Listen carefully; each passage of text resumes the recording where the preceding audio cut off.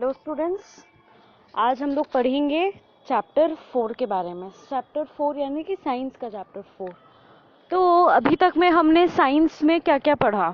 Chapter 1 हमारा था food से रिलेटेड, जो हमारे डेली यूज़ में काम आता है, रोज़ हम खाते हैं और कितने तरह तरह के फूड खाते हैं, क्यों खाते हैं, क्या होता है उसमें।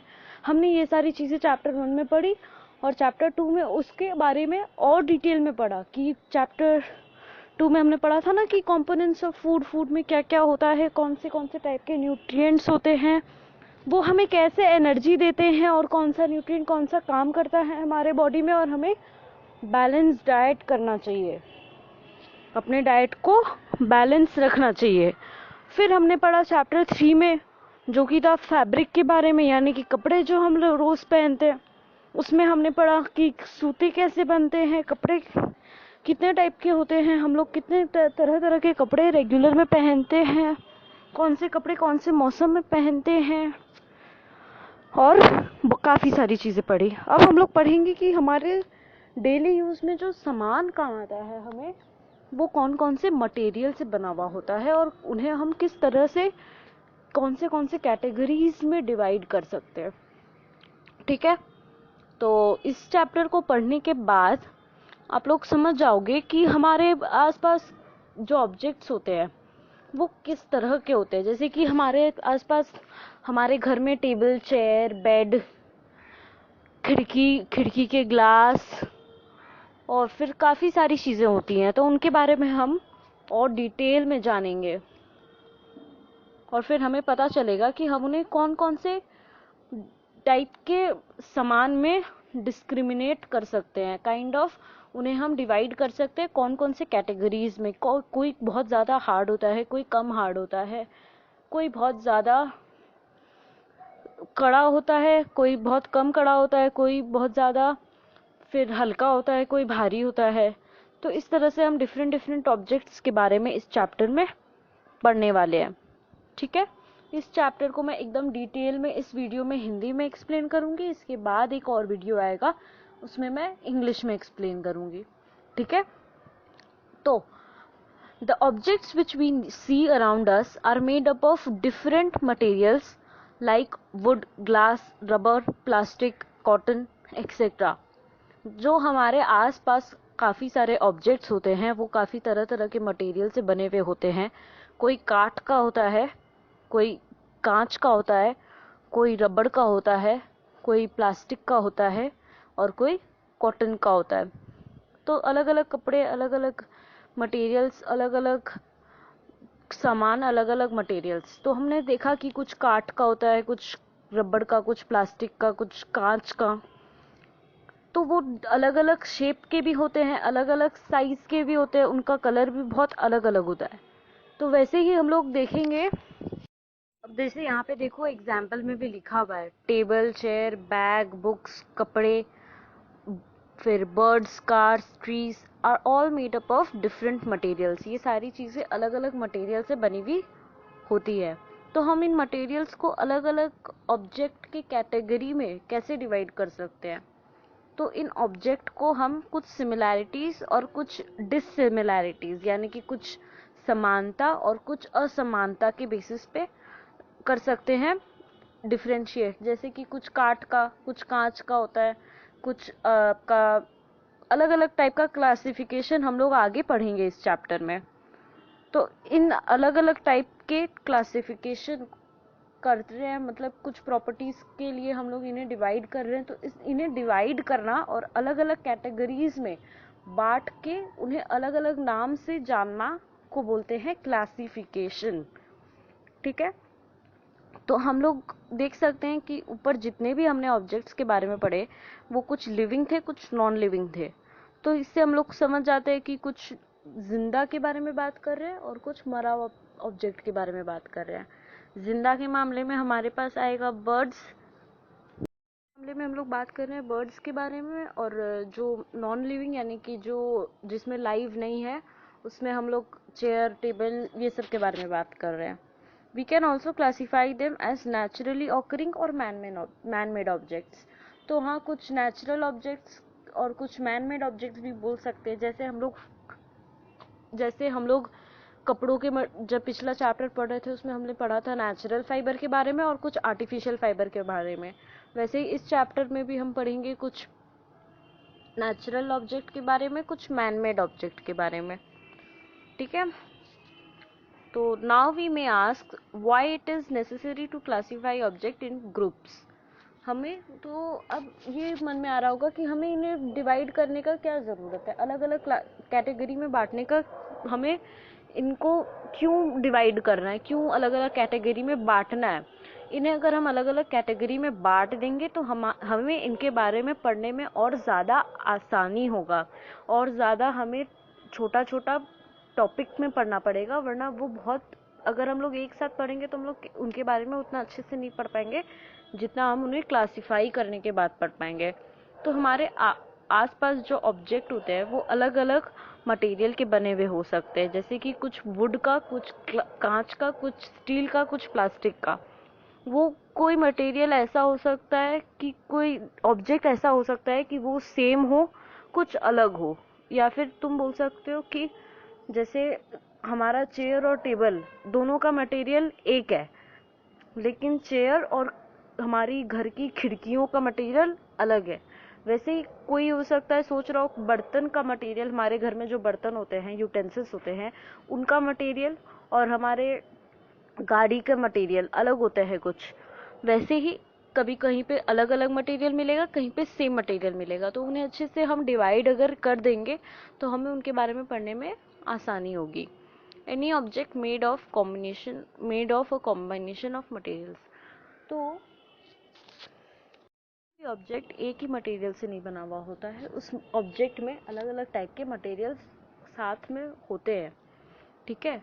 तो मतलब इसकी बोलने का मतलब हमारे यहाँ पे पढ़ने से हमें पता चल रहा है, जैसे चेयर है, चेयर में सिर्फ वुड नहीं है, चेयर में स्क्रू लगते हैं, तो वो कौन से मटेरियल में है, वो हमारे आयरन के मटेरियल में है। तो वैसे ही कोई भी सामान, कोई भी ऑब्जेक्ट एक ही मटेरियल से बना हुआ नहीं होता है। हाँ, कुछ ऐसे ऑब्जेक्ट होते हैं जो एक मटेरियल से बने हुए होते हैं, और कुछ ऐसे होते हैं जो बहुत सारे मटेरियल्स को मिलाकर बनते हैं। तो जो ऑब्जेक्ट है वो मे बी वाटर उसमें हो, या उसमें शुगर भी हो, या उसमें गैस भी हो। तो अलग अलग ऑब्जेक्ट में अलग अलग मटेरियल्स होता है। अब ये सारे जो ऑब्जेक्ट होते हैं वो बने होते हैं। अब वो सारे ऑब्जेक्ट के कैटेगरीज के बारे में पढ़ेंगे हम, और सारे जो ऑब्जेक्ट हम देख सकते हैं वो सारे ऑब्जेक्ट जगह घेरते हैं। बेसिकली उन्हें जगह चाहिए होता है रहने के लिए। जैसे यहाँ लिखा है ना, पढ़ो, all the objects that we see and feel around us have definite mass and occupy space। Obviously common sense का बात है कि सारे ऑब्जेक्ट को जगह चाहिए होता है, सबका अलग अलग वेट होता है, सबका अलग अलग स्पेस घेरने का कैपेसिटी होता है।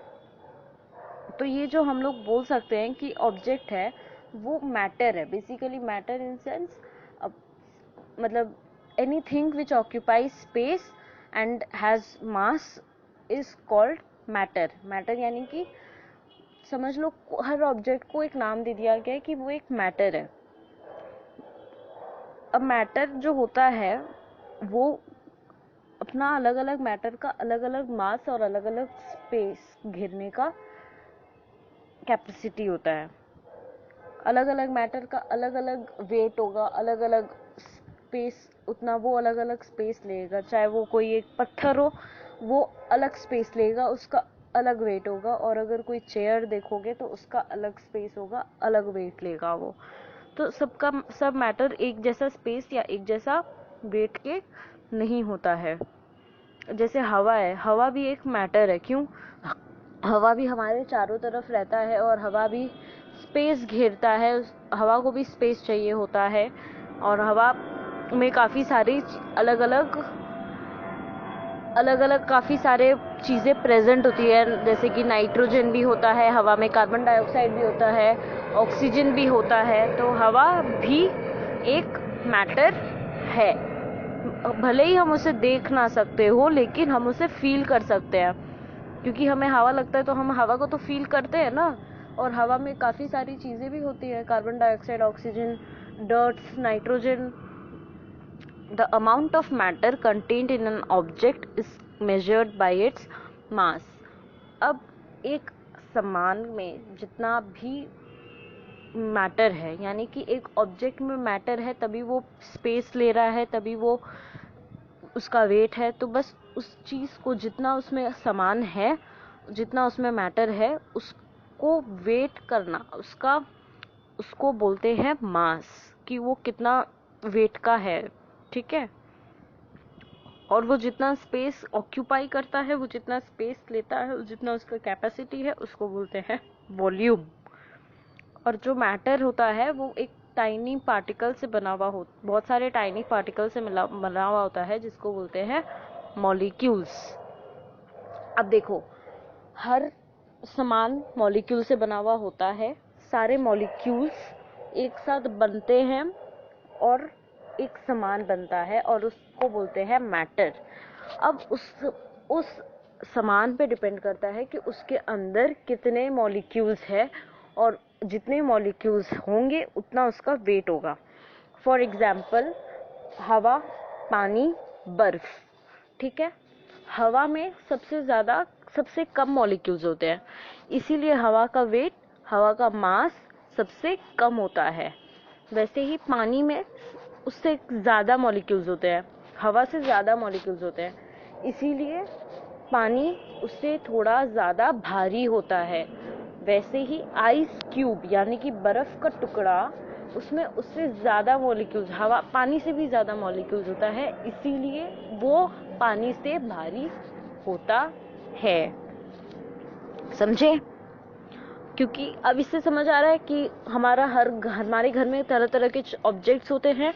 तरह तरह के ऑब्जेक्ट्स काफ़ी डिफरेंट क्वांटिटी होते हैं उसमें मॉलिक्यूल्स के। सारे मॉलिक्यूल्स इकट्ठा होकर मैटर बनाते हैं, और जो मैटर बनता है उस पर डिपेंड करता है कि कौन सा सामान कितना भारी होगा। उसमें जितना ज़्यादा मॉलिक्यूल्स उतना ज़्यादा वो भारी होगा। सपोज फॉर एग्जाम्पल, जैसे यहाँ पे हम लोगों को ये मॉलिक्यूल्स जो होते हैं वो अलग अलग टाइप से अपने आप को रखते हैं। कहीं पे वो ज़्यादा खुलकर रहते हैं, कहीं पे वो थोड़ा सा कंजर्व होकर रहते हैं, कहीं पे वो ज़्यादा एक दूसरे के पास पास रहते हैं। तो अब जैसे यहाँ पे 3 कैटेगरी में भी हमने डिवाइड किया है, सॉलिड, लिक्विड, गैस।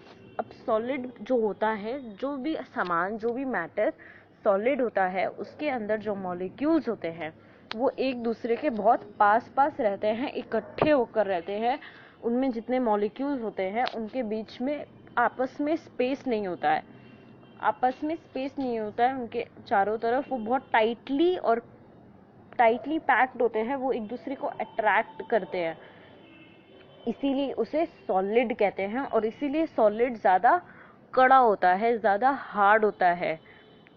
वैसे ही अगर हम लिक्विड में देखें तो लिक्विड में कंपैरिजन में, मतलब सॉलिड के कंपैरिजन में जो मॉलिक्यूल्स होते हैं सारे थोड़े दूर होते हैं, उसमें भी मॉलिक्यूल्स अट्रैक्ट कर रहे होते हैं एक दूसरे को, लेकिन सॉलिड के कंपैरिजन में कम कर रहे होते हैं। उन सारे मॉलिक्यूल्स के बीच में, एक दूसरे के बीच में स्पेस होता है, इसीलिए वो थोड़ा हल्का होता है सॉलिड से, और इसीलिए उसको बोलते हैं लिक्विड।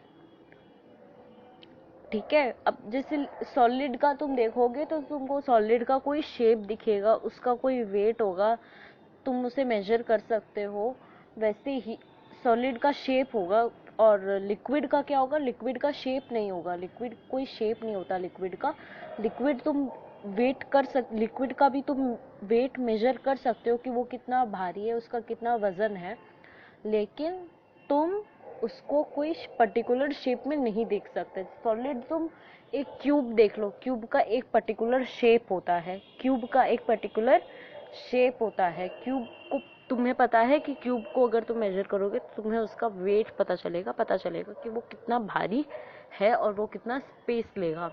लेकिन पानी का कोई पर्टिकुलर वॉल्यूम नहीं होता है। पानी को तुम अगर ग्लास में डालोगे तो उसका वॉल्यूम कम होगा, लेकिन अगर तुम उस पानी को कोई एक कटोरी में या कोई एक टोपिया में यानी कि कोई बाउल में डालोगे तो उसका जो वॉल्यूम है वो बढ़ जाएगा, लेकिन मास उतना ही रहेगा क्योंकि उतना ही पानी तुम डालोगे उसमें, लेकिन पानी का कोई परफेक्ट शेप नहीं होता है, यानी कि लिक्विड का कोई शेप नहीं होता है। अगर तुम्हें कोई बोले सॉलिड का एग्जाम्पल दो तो टेबल, चेयर, ये सारी चीजें सॉलिड के एग्जाम्पल्स में आता है, लेकिन लिक्विड के एग्जाम्पल में आता है water. Any fluid substance is liquid, जिसका कोई पर्टिकुलर शेप नहीं होता।